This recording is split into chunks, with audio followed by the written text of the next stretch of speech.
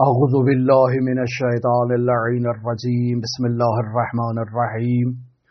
الحمد لله رب العالمين الصلاة والسلام على أشرف الأنبياء والمرسلين وعلى آله الطيبين الطاهرين المعصومين الذين أذهب الله عنهم الرجس وطهرهم تطهيرا اللهم صل على محمد وآل محمد اللهم اخرجنا من الظلمات الوهم وأكرمنا بنور الفهم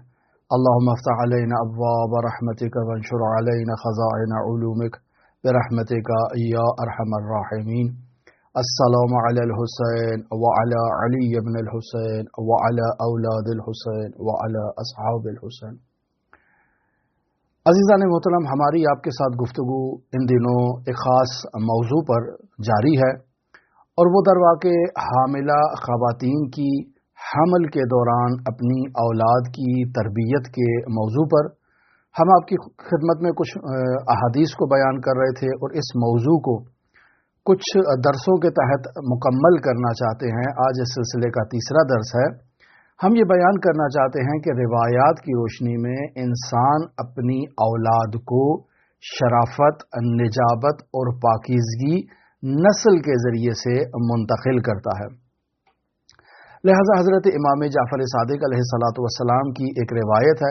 جسے مرحوم شیخ صدوق نے کتاب من لا یحضرہ الفقیہ جلد نمبر 4 ہے، صفحہ نمبر 380 پر اس روایت کو درج کیا ہے. مرحوم کلینی نے کافی میں جلد نمبر 8 ہے اور صفحہ نمبر 177 پر اس روایت کو بیان کیا ہے. مرحوم مجلسی نے بحار الانوار کی جلد نمبر 64 ہے اور صفحہ نمبر 221 پر اس روایت کو بیان کیا ہے. روایت میں امام جعفر صادق علیہ السلام ارشاد فرما رہے ہیں کہ الناس معادن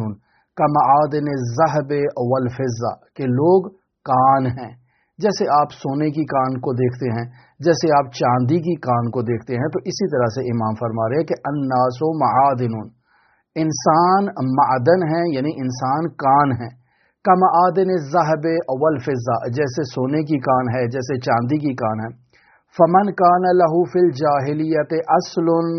فلہ فی الاسلام اصل، یعنی وہ شخص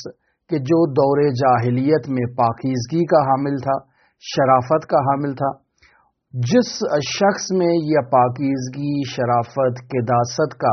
عنصر موجود تھا، یہ درواقع دور اسلام میں بھی اس میں یہ عنصر پایا جائے گا اور اسلام لانے کے بعد بھی وہ پاکیزگی، وہ شرافت یہ اس میں موجود رہے گی. عزیزان محترم، اس روایت سے جو ہے وہ یہ بات واضح ہوتی ہے کہ انسان اگر پاکیزگی اور شرافت کا حامل ہے تو وہ اس پاکیزگی کو، اس شرافت کو اپنی اولاد تک منتقل کرے گا. کیوں؟ چونکہ الناس معادن کمعادن الذهب والفضہ، انسان سونے اور چاندی کی کان کی مثل ہے. یہاں عزیزان محترم آپ کی خدمت میں قانون سنخیت کو بھی بیان کرتا چلوں کہ لغت میں یعنی فلسفے میں ایک قانون بیان کیا جاتا ہے جسے قانون سنخیت کہا جاتا ہے. اس قانون سنخیت کو اگر لغت میں دیکھا جائے تو لغت میں یوں کہا جاتا ہے کہ ایک چیز اگر کسی دوسری چیز کی اصل قرار پائے تو اسے سنخیت کہا جاتا ہے. یعنی ایک شے ہے وہ کسی دوسری شے کے وجود میں آنے کا سبب بن رہی ہے تو یعنی مناسبت رکھتی ہے. جیسے آپ مثال دیں کہ گندم سے گندم وجود میں آتی ہے، جو سے جو وجود میں آتی ہے، آم کی گٹھلی کو زمین میں ڈالا جائے تو اس سے آم کا درخت نکلتا ہے. یہ قانون سنخیت ہے. اور اگر آپ اس قانون سنخیت کا انکار کریں گے تو اس کا مطلب ہے آم کی گٹھلی کو زمین میں بونے سے سیب کا درخت نکل آئے، سیب کا بیج زمین پر آپ بوئیں گے تو اس سے گنے کا جو ہے وہ پودا نکل آئے. آپ جو ہے وہ اسی طرح سے انار کا بیج اگر ڈالیں گے تو اس سے جو ہے وہ انگور کی بیل نکل آئے. یہ اگر سنخیت موجود نہ ہو تو پھر اس کا مطلب ہے ہر شے سے جو ہے وہ وجود میں آ سکتی ہے. جبکہ قانون سنخیت اس نقطے کی طرف اشارہ کر رہا ہے کہ علت اور معلول کے درمیان مناسبت کا ہونا ضروری ہے. یعنی علت اور معلول کے درمیان ایک خاص رابطہ ہوتا ہے. یہ خاص رابطہ باعث بنتا ہے کہ یہ علت صرف اسی معلول کو وجود میں لے کر آئے اور کسی دوسرے کو لے کر یعنی وجود میں نہ لے کر آئے. لہذا ایک شے سے کثیر اشیاء کا صادر ہو جانا یہ بھی محال ہے اور کثیر اشیاء سے شیء واحد کا صادر ہونا یہ بھی محال ہے۔ لہذا قانون سنخیت کو اگر مد نظر رکھا جائے تو اس حدیث میں جو بیان کیا جا رہا ہے کہ الناس معادن کمعدن الذهب والفضہ، کہ انسان کان ہے جیسے سونے کی کان ہوتی ہے، جیسے چاندی کی کان ہوتی ہے، تو بس اس حدیث میں بیان یہ کیا جا رہا ہے کہ ہر انسان، ہر فرد میں کچھ صلاحیتیں پوشیدہ اور مخفی صلاحیتیں ہوتی ہیں۔ مثلا سونا ہے تو سونے سے سونا ہی نکلے گا، سونے کی کان سے آپ چاندی کو نہیں نکال سکتے، سونے کی کان سے آپ نمک کو نہیں نکال سکتے، سونے کی کان سے آپ کسی اور چیز کو، کسی اور دھات کو نہیں نکال سکتے، وہ مخصوص ہے سونے کے ساتھ ہی۔ جیسے کوئلے کی کان ہے، اس سے آپ نے کوئلہ برآمد کرنا ہے، اس سے ہیرے جواہرات یا سونا نمودار نہیں ہوگا۔ لہذا بعض لوگوں نے اس حدیث سے جبر اور تفویض کو سمجھنے کی کوشش کی ہے جو حقیقت سے بہت دور ہے۔ یہاں اس حدیث میں اس نقطے کی طرف اشارہ نہیں ہو رہا ہے، بلکہ اس حدیث میں اس نقطے کی طرف اشارہ ہو رہا ہے کہ جس طرح انسان کا ایک ظاہر ہے، اسی طرح انسان کا ایک باطن بھی ہے۔ انسان کا ظاہر ہے جیسے انسان کی حرکات ہے، انسان کی سکنات ہے، انسان جو کچھ بولتا ہے، جو کچھ اس کی کریکٹر میں، اس کے کردار میں دکھائی دیتا ہے، نظر آتا ہے، یہ انسان کا ظاہر ہے۔ اسی طرح انسان کا جب مولود اس کی ماں کے رحم میں ہوتا ہے، ماں کے پیٹ میں ایک بچہ ہوتا ہے، تو در واقع وہ بچہ حرکت بھی کرتا ہے، وہ بچہ جو ہے وہ وہاں جو ہے وہ خوراک کو بھی استعمال کرتا ہے، وہ وہاں نشو و نما بھی پاتا ہے جیسے انسان کا ظاہر ہوتا ہے۔ اسی طرح ایک انسان کا باطن بھی ہوتا ہے، جیسے انسان کا باطن ہے یعنی اس میں نفس ناطقہ ہے، اس میں روح ہے، اس کی جو ہے وہ ایک اپنی خاص قسم کی قداست ہے۔ اسی طرح انسان کا یہ جنین جو ابھی ماں کے رحم میں موجود ہے، ماں کے پیٹ میں موجود ہے، اس میں بھی انواع و اقسام کی صلاحیتیں موجود ہیں، اور ہر انسان جو اس دنیا میں موجود ہے اس کی صلاحیتیں جس طرح سے یکساں نہیں ہوتی ہیں، اسی طرح سے تمام وہ بچے جو ماں کے پیٹ میں ہیں ان کی صلاحیتیں بھی یکساں طور پر نہیں ہوتی ہیں۔ لہٰذا یہ خصوصیات جو انسان کی ظاہری خصوصیات ہیں یہ بھی قابل ارزش ہیں، اور جو انسان کی باطنی خصوصیات ہیں یہ بھی گراں قدر خصوصیات ہیں۔ بس یہاں انسان کو معدن سے تشبیہ دی گئی ہے، جیسے سونے کی کان ہے، جیسے چاندی کی کان ہے، تو جس طرح کان میں کام کرنے والا انسان اگر اس کان کے اندر موجود جو قیمتی دھات یا قیمتی شے اس کان سے باہر نکال رہا ہے، اگر انسان کو اس کی ویلیو اور قدر و قیمت کا احساس نہ ہو تو بسا اوقات آپ ایک انسان کو سونے کی کان میں داخل کریں تاکہ وہ سونا استخراج کرے، ممکن ہے وہ سونے کی چونکہ معرفت نہیں رکھتا ہے، وہ اس کان میں جا کر کھدائی کرے گا، اس کو سونا نظر بھی آئے گا لیکن وہ اس کو مٹی سمجھ کے پھینک دے گا، کیوں؟ چونکہ اس میں در واقع اس سونے کو پہچاننے کی صلاحیت موجود نہیں ہے، توانائی موجود نہیں ہے۔ لہٰذا انسان کو باقاعدہ کان کے اندر داخل ہوتے وقت جو ہے وہ انسان کو اس معدن اور اس کان کی ویلیو، قدر و قیمت اور اس کی تمام جو اس سے محصول نمودار ہونی ہے اس کے بارے میں انسان کو علم ہونا چاہیے۔ عین اسی طرح سے ایک انسان جو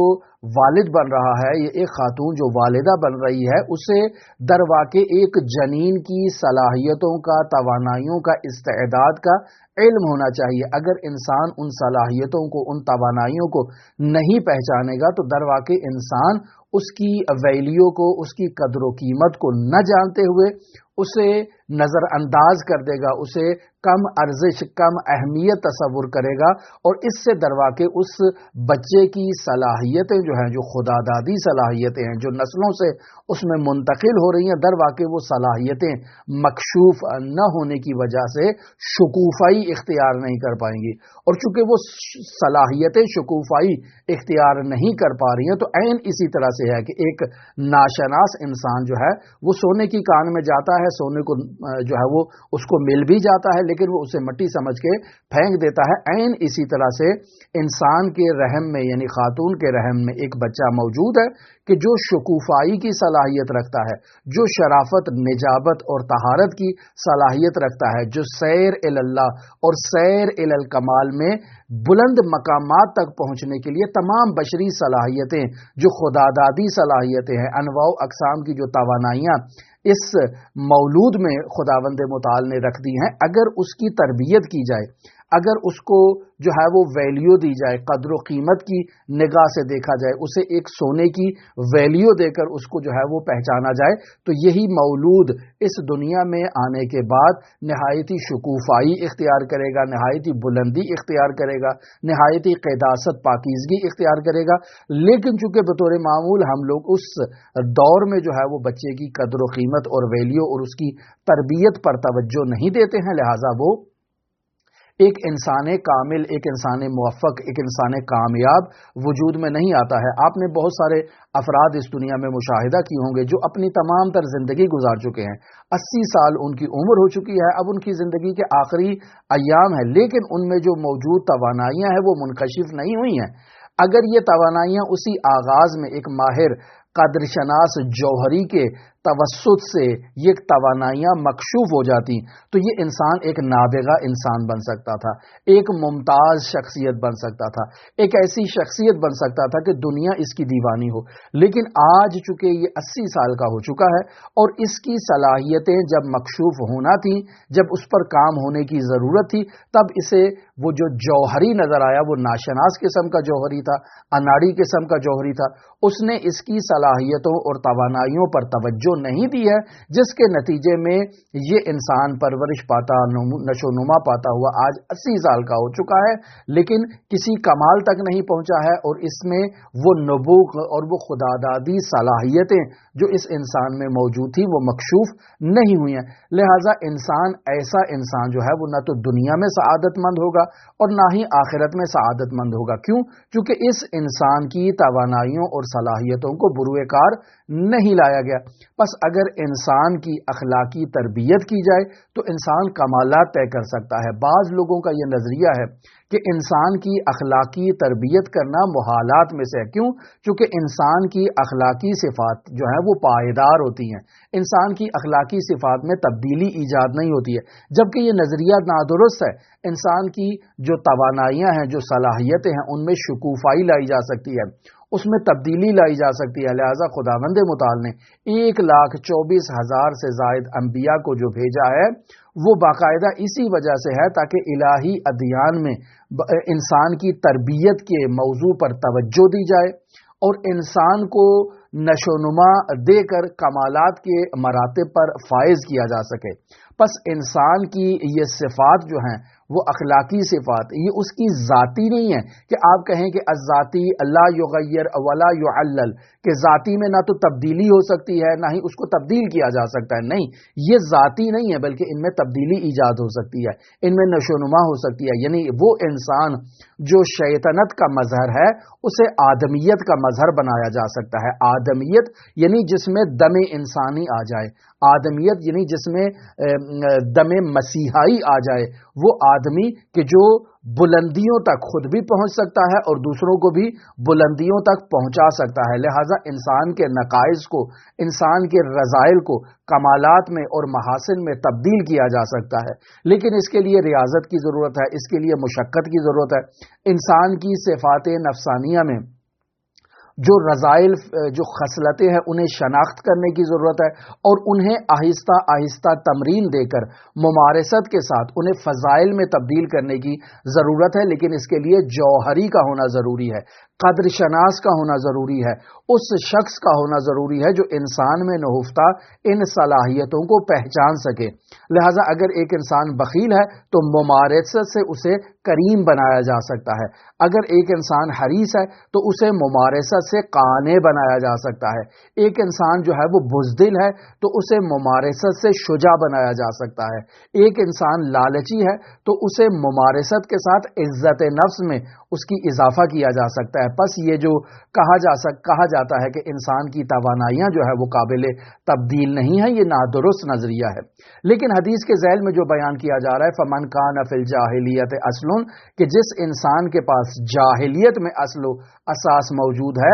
فلہ فی الاسلام اصل، تو ایسے انسان کے لیے اسلام میں بھی جو ہے وہ اصل موجود ہوگی۔ یعنی اگر اس کے والدین میں شرافت، نجابت، طہارت اور پاکیزگی ہے تو یہ शराफत, निजाबत, पाकीज़गी और तहारत दर वाक़ई इसकी नस्ल में भी मुंतकिल होगी इस वालिद से। लेकिन अगर वालिद में शराफत, निजाबत और तहारत मौजूद नहीं है तो औलाद में ये चीज़ नहीं है, लेकिन इसे मुमारसत देकर इसे जो है वो तब्दील किया जा सकता है, इसे शराफत में तब्दील किया जा सकता है, इसे पाकीज़गी की आदत डाली जा सकती है, लेकिन इसके लिए एक जौहरी का होना ज़रूरी है। और माओं को जो अपने जो रहम में बच्चों की परवरिश कर रही हैं उन्हें जौहरी बनना होगा, उन्हें रिवायात का मुतालिया करना होगा, उन्हें इस्लामी हक़ाइक़ को देखते हुए और बिलखुसूस इस मरहले से मुताल्लिक कि जनीन की और बच्चे की जो है वो रहम मादर में कैसे तरबियत की जा सकती है, इन अनावीन पर तवज्जो देते हुए अपने बच्चे की तरबियत करना है